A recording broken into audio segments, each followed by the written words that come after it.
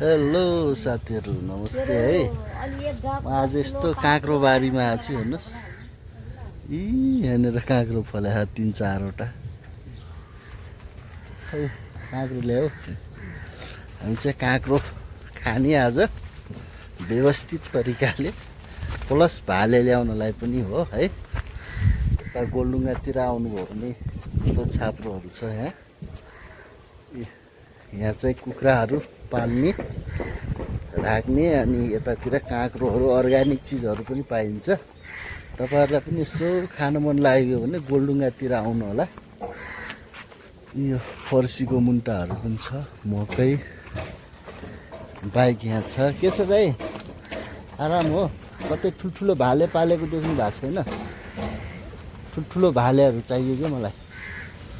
छैन है? छैन रे। यहाँ दाइ बस्नु भएको छ शीतलमा यत्रो काम गरेर।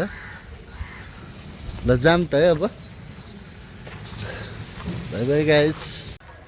फाइनली साथीहरू हामीले भाले पाइसक्यौँ है। भाले हेर्न सक्नुहुन्छ। भाले जति लगे पनि चाहिँ चिसा पानीमा रहेछ भालेहरू। ठुल्ठुलो भालेहरू छन्। हेर कस्तो कस्तो छन् भालेहरू। ओहो आमामा, एउटा भाले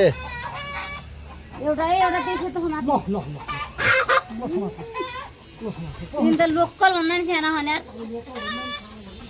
उठाउँछ तैँले।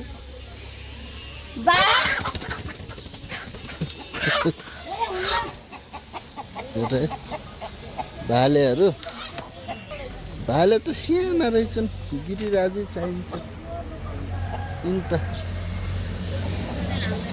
साना रहेछन् भालेहरू। अब फेरि अर्को ठाउँ हेर्न गइन्छ गाइस।